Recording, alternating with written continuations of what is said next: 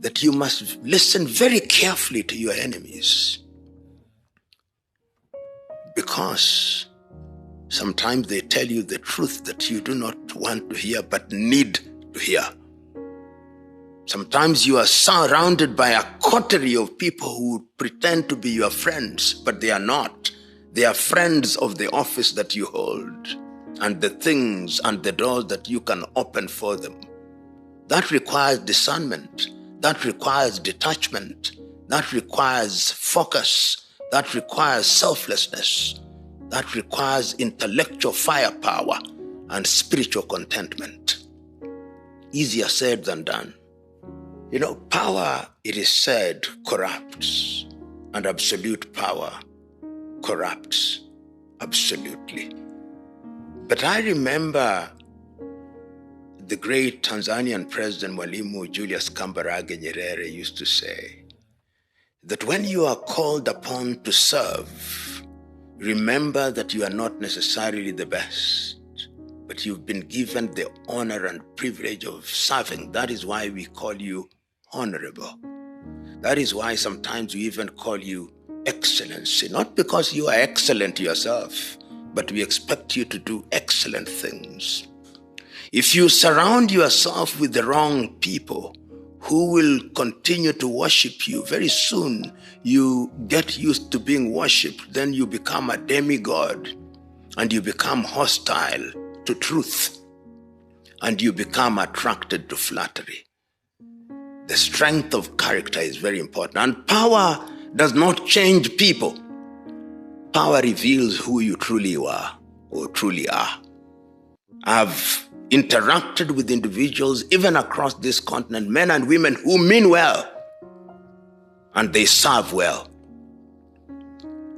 I was telling a friend of mine who is a senior politician in Kenya that one of the greatest hallmarks of a servant leader is that when he or she receives a letter from a citizen, he or she acknowledges the letter.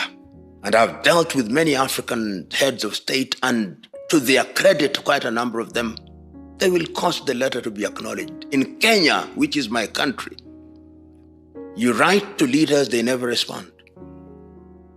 Never.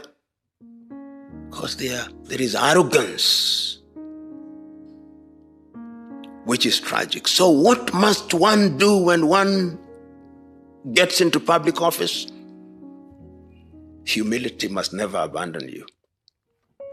I've had the opportunity myself of serving in public spaces in this country on 3 different occasions, and in my view, have never changed. I've always realized that power is temporal and that you only do your bit and leave. As William Shakespeare once said, all the world is but a stage. We have our comings and goings. If you remember that, you'll remember to always have humility as your shadow.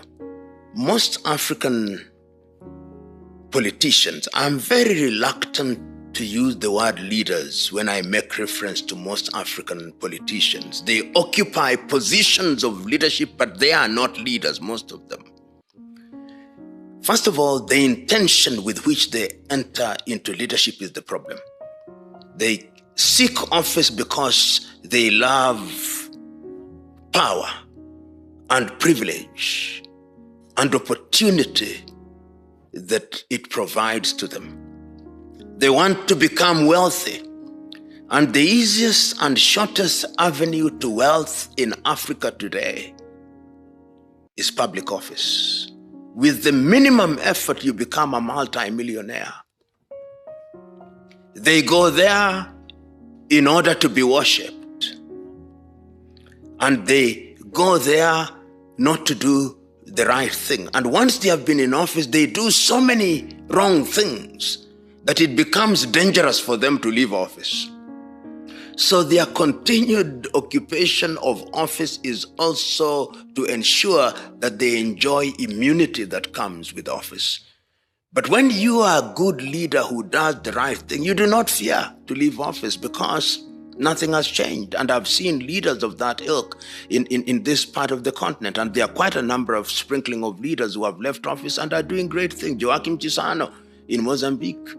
Ifikepunye Pohamba in Botswana. People like my good friend Jakaya Mrisho Kikwete, Ali Hassan Mwinyi in Tanzania, Benjamin William Mkapa, Joaquim Chissano, as I've said, of Mozambique.